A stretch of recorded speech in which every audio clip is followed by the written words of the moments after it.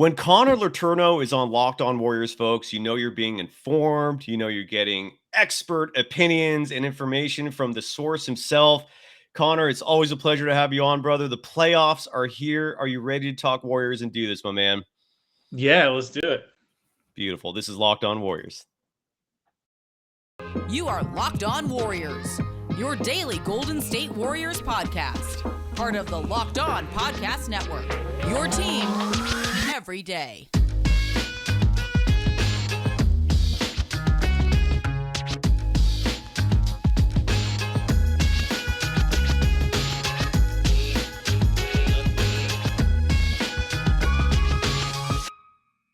Thank you for making Locked On Warriors your first listen every day. We're free and available wherever you get podcasts. Today's show is brought to you by PrizePicks. Check out PrizePicks.com and use promo code NBA or go to your app store and download the app today. PrizePicks is daily fantasy made easy. You can follow Connor Letourneau on Twitter at CON_CHRON, Con_Cron. I'm Cyrus Saatsaz. You can follow me on Twitter at DogSurfRojo. Connor, I haven't had a chance to read your latest piece. I think it came out yesterday for the San Francisco Chronicle. It was basically a playoff preview. First things first, man. They lost the season series 3-1. Do you read much into that? And what is your initial prognosis and prediction for this exciting first round series?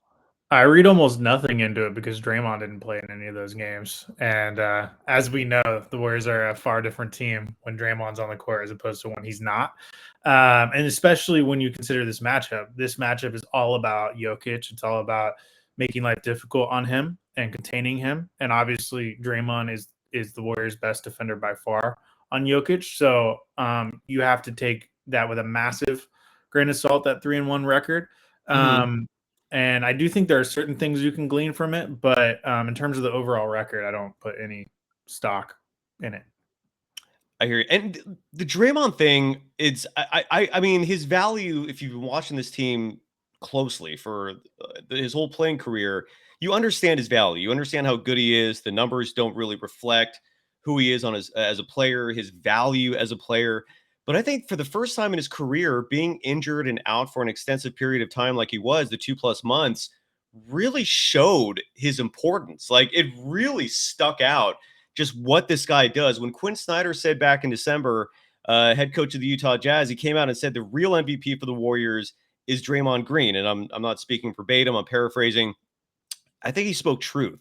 I think he said that Draymond should be in the MVP discussion for the NBA. Yeah, there we go. Thank you. Yeah, it was something of that sort, but it made sense. It makes complete sense. Like, what do you see? I guess let's start with Jokic, because that matchup is obviously the most glaring one when it comes to facing the Warriors and what they're going to do about it. What do you see the Warriors doing with Jokic? Are they going to start with Looney on him? Do you think it's going to be Draymond assigned to him? Are they going to double him? What do you think is going to happen with the defensive assignment?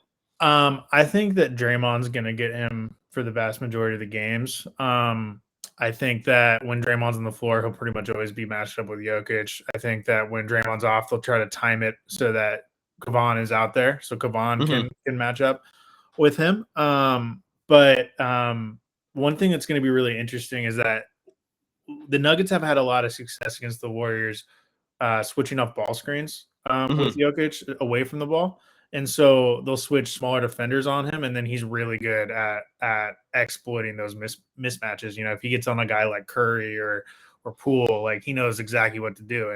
And so he's had a lot of success in those situations. And so what I'm sure the Warriors are spending a lot of time doing in the lead up to game one is reviewing film of that and going over it with the guys and talking to them about how they need to be mindful of those situations. And they need to switch themselves quickly to make sure that, you know, the right guy is staying on Jokic. And the thing is that the Nuggets play slow enough where it's possible to do that. There's some teams where their system and their offense is so fast where that would be really difficult. But I actually think it's doable against the Nuggets. So they're going to be talking a lot about that this week. And the nice thing is they have a lot of time to prepare. The game one's not till Saturday. I think they had a light practice yesterday, and then they're practicing. They did not practice yesterday. They're having a light practice today, and then they're having a full bore practice Wednesday, Thursday, and Friday. Yeah, it was weird that the season finished the way it did with a back-to-back. I don't remember ever seeing that before. And then their last game was maybe it has, but I just don't remember it. And then the last game of the season was in New Orleans, which is awesome because they won that game. Klay finishes with the 41 points. He gets over 20 points per game for the season, 20.4 to be precise, which is a big deal, I think. And then they got to chill in New Orleans. They didn't leave till the next day. Yeah. I mean, that's a city of just amazing restaurants, great nightlife. Maybe They my kinda, favorite NBA city. I love that city. If you like, I love food, and the best food in the country is in New Orleans, in my opinion. agreed. To me, it's one of the greatest cities in the world. I love New Orleans.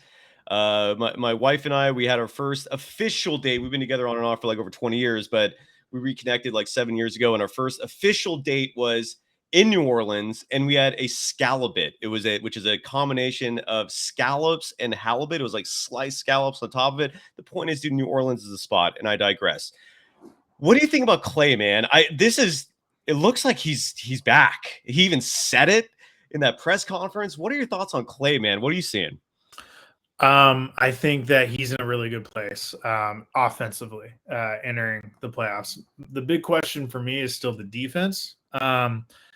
I think that was the big question coming back from the Achilles was how would his lateral quickness be and things like that. And if you look at the numbers and you look at just the eye test, he has had a hard time staying in front of guys. But offensively, I'm very happy with where he is. It's been interesting because he hasn't played the same way that he played pre-injuries. He's dribbling more. He's actually facilitating more. Right. He's shooting different types of shots. It's a lot more pull-up jumpers than just catch and shoot. It almost feels like he's added certain things to his game, or at least he's showcasing different parts of his game. I think part of that is just the personnel is different. But I would actually like to see him get more back to the player he was in terms of the catch and shoot, maestro. I think that's kind of like what he's best at in this system, and I would like to see more of that. No, I agree. I feel like we saw that in the last game. There was a lot of catch and shoots in that game. I mean, 41 points is nothing to sleep on. That's a solid game no matter how you spin it. And I think for the first time in his career, he had 3 straight 30-point games, which is, I mean, offensively, he looks back. I mean, I think he looks as good as he's ever looked. And the defense was glaring for most of the season. That was my constant critique of Klay. He just looked a step slow when he was trying to stay in front of other players. And at least now he's staying in front of guys. The foot speed's catching up. I think if Dub Nation, man, if you have any worries about Klay, I say put those aside. He looks ready to go. Who on the Nuggets worries you beside Jokic? Let's say the Warriors decide, all right, we're going to double this guy. We're just going to make sure he's not the guy that's going to beat us. Who else in the Nuggets can? Who's on this team to really worry about besides Nikola Jokic? A guy who I'm paying attention to is Monte Morris, and that's because he's their best 3-point shooter. Yes. And what's going to happen a lot is the Warriors are going to be in position. They're going to try to defend Jokic one-on-one as much as possible. But there are going to be times where they're going to have no choice but to send double teams at him. And when that happens, the Nuggets are going to try to, filter the ball to the perimeter and get a guy wide open along the arc and knock down open threes. And if you look at a lot of their games this season, their success has come down to whether or not they're draining threes, because Jokic is a phenomenal passer. He's really good at finding open shooters along the perimeter. And Monte Morris is by far their best 3-point shooter. And so that is someone that I'm going to be paying attention to, because if he can knock down threes at a high rate in this series, I think that's really the only way the Nuggets are going to be a real threat. I think he's a major X factor for them. I'm not as afraid of Aaron Gordon. I'm not as afraid of, maybe some guys on their team that score more points per game than Morris, just because of, that. No, you're right. I mean, Will Barton's really the only other player that kind of concerns me a little bit offensively. But I mean, Monte Morris, I mean, for Warriors fans, if you remember, he's the guy who hit that game-winning 3, which was really frustrating. I mean, I think that was the second game they played against each other. And that's exactly what I'm talking about. Is like he was filling that role perfectly in that game. There have been a couple other games against the Warriors this season where he hasn't knocked down threes as well. And so that's been to their detriment. But that's going to be a major X factor for the Nuggets, I think. Yeah. And that was something Steve brought up in his first answer about the Nuggets post game the other night was, we really need to know who to defend along the perimeter, because the truth is Monty Morris is a great 3-point shooter, but they don't have a lot of other great 3-point shooters. Like Will Barton's okay. But then a lot of their other complimentary guys, like the Jeff Greens and the JaMychal Greens of the world, are not great 3-point shooters at all. Actually, they're like bad. So I actually, in a lot of ways, I like this matchup for the Warriors. Same. I know a lot of people look at the Jokic factor and they're like, oh, this is a worst case scenario for the Warriors because they don't have any true bigs. And it's like, they have this guy named Draymond Green, who's the best defender in the NBA, and he can handle a 7-footer. Like that's what makes Draymond Green great. So I'm really not that worried about it. Same. And Jokic is going to get his numbers because he's an MVP. Like I know you're an Embiid guy, right? I'm a Giannis guy actually, but I would be okay with Embiid. To me, Jokic is third on that list. But go ahead, sorry. I'm kind of leaning toward Jokic just because I think what he's done with the Nuggets this season has been incredible, given the fact that they're without two of the other best players. And Michael Porter and Jamal Murray, and haven't had Jamal Murray the entire season. But I think that if that's all you have to worry about, like, because it really is all they have to seriously worry about, it's not that big of a concern. The Warriors have so much depth compared to the Nuggets. They're just so much more talented than the Nuggets. I think that's going to win out. I'm 100% with you, and we're going to touch on the Jokic thing in just a moment regarding MVP, because it is an interesting debate. I can't remember the last time the MVP race has been this open, even though I do think Jokic will win it just because the narrative is pushing in his favor, and that's sadly how these things are decided often. But first, I want to talk about PrizePicks. Talk about daily fantasy made easy, and the postseason's here, which adds an extra layer of excitement for all your PrizePicks players out there. And it's very easy to use. All you do is pick 2 to 5 players. You pick an over-under on their projections, and you can win up to 10 times on any entry. And it's just you versus the projected numbers. Entries can be made in 60 seconds or less. It's that easy. And here's my favorite part about PrizePicks. It's safe, and it offers fast withdrawals, meaning if you put money in there, you win big, you can take that money right back. It's not like a pain in the you-know-what with a lot of these other websites. You get your money right back. They got the award-winning app on both the App Store and Google Play. It's just a fun time. And for a limited time, PrizePicks has an exclusive no-brainer of an offer for all our users. Users get $50 for free if a player in your first PrizePicks entry scores a single point, but you must use the code NBA. That's right. This is an exclusive offer available to Locked On fans. Sign up today and use the code NBA for $50 free if a player in her first PrizePicks entry scores just a single point. And today's show is also brought to you by BetOnline.net. And this is where I want to share with you an infographic courtesy of Jimmy Shapiro, who in the gambling world behind the scenes is a really big deal. I've known this guy for a long time. He's with BetOnline. And this is the map of the country's thoughts on Nikola Jokic's MVP odds. Can you see this right now, Connor? Yeah. So in California, for example, we like Giannis. And Jokic obviously has the entire Mount West, some of the Midwest, and then Embiid obviously gets the East Coast. But then you see the Northeast as Jason Tatum.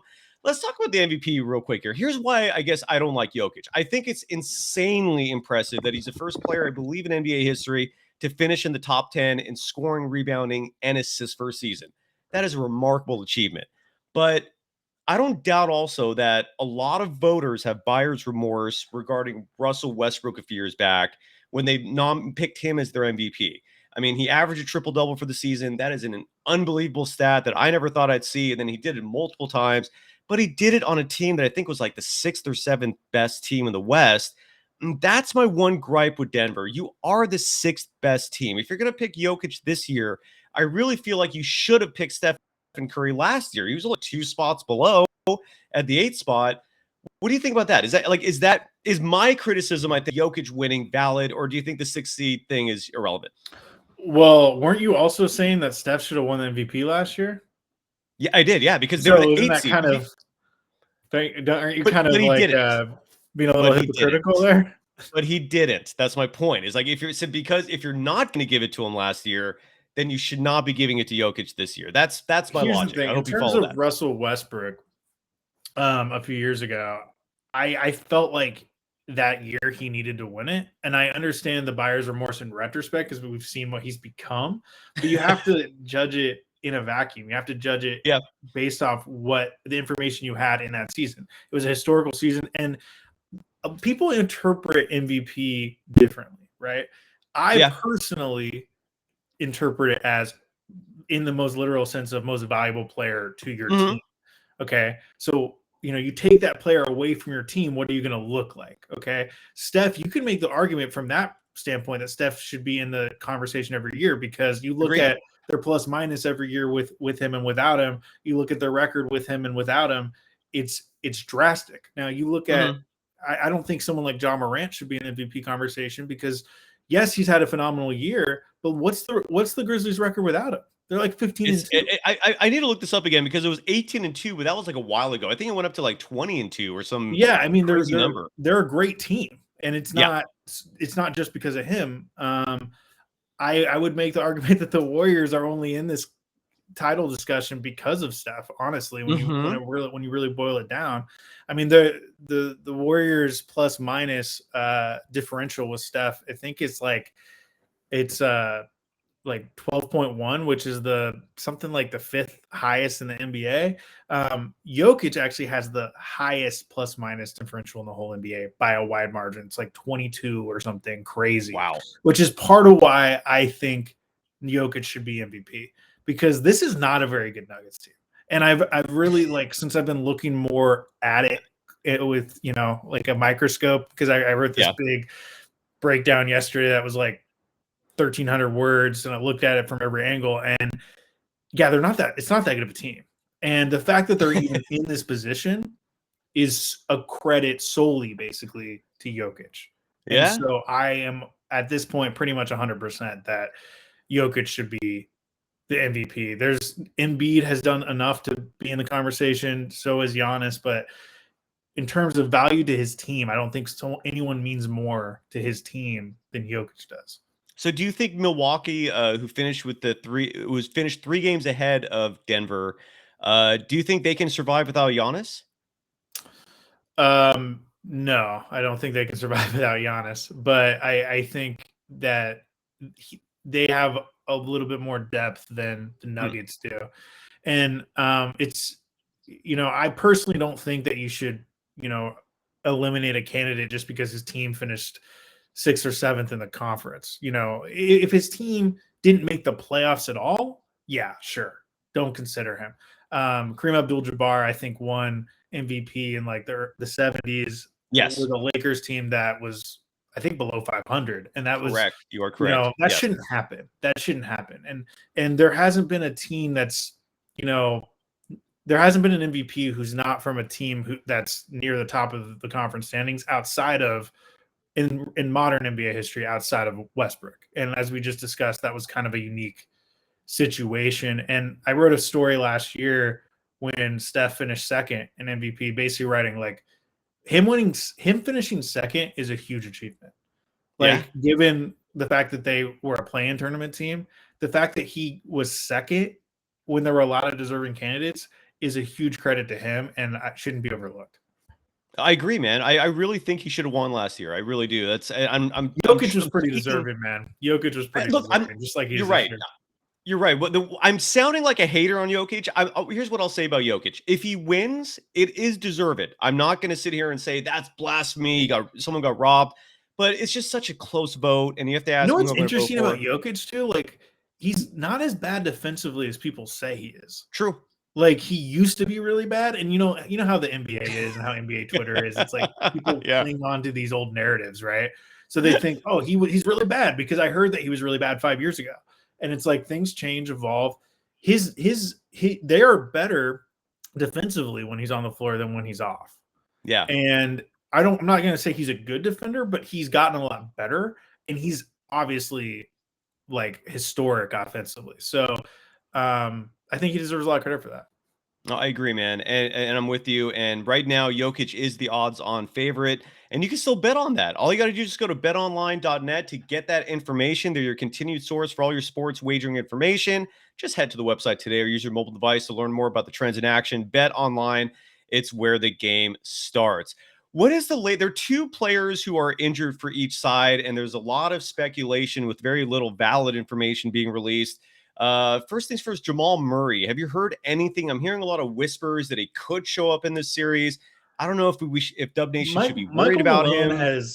has kind of left the door open for Murray and Porter to return. But my understanding is that is almost definitely not going to happen. Yeah, First of all, like, would it even help them? I mean, yes, Murray is a no. great player, but he hasn't played all season. And there would be so much adjustment and such a trickle down effect from that. I'm not sure it would actually be beneficial for them. Yeah, And he's going to be rusty, and he's coming back from a serious injury. It just doesn't make sense to me. Like, if you could have brought him back with like a week or two left in the regular season, sure. But you don't bring someone back in the playoffs when you're like the underdog. Like, it's just that doesn't make sense to me. And I I don't agree, expect man. that And to you're happen. I also don't expect Porter to come back. I'm with you, and I'm hearing this talk about Ben Simmons just randomly coming back for the Nets. I think that's a disastrous idea as well. But yeah, we're hearing that, and we also have to talk about Stephen Curry. But first, I want to save you folks money out there. And this episode is brought to you by Rock Auto, which will save you money with the ever increasing numbers of makes and models. It's now impossible for your local chain auto parts store to stock all the parts you need. Why endure often pointless or seemingly intimidating questioning like, is your Odyssey an LX or an EX? And wait while the person behind the counter orders the parts on their computer, choosing the only brand their warehouse happens to carry. You have computers with access to rockauto.com at home and in your pocket. Save time and money when using Rock Auto. Why choose to spend 30, 50, even 100% more for the same parts from a chain store or car dealership? That same example, the Honda Odyssey, a fuel pump from a chain store is $353. Just $216 from Rock Auto. They're a family business serving do-it-yourselfers for over 20 years, and prices are reliably low for every customer. Go to rockauto.com right now and see all the parts available for your car or truck. Right, Locked On in their How Did You Hear About Us box, so they know we sent you. Amazing selection, reliably low prices, all the parts your car will ever need. rockauto.com.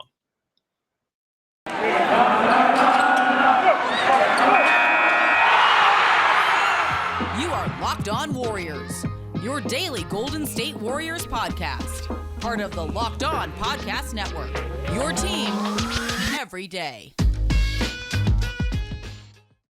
Thank you for making Locked On Warriors your first listen every day. For your next listen, check out the Locked On Now podcast, nightly recaps of every NBA game with analysis from our local experts, free and available wherever you get podcasts. You can follow Connor Letourneau on Twitter at CON_CHRON, Con_Cron.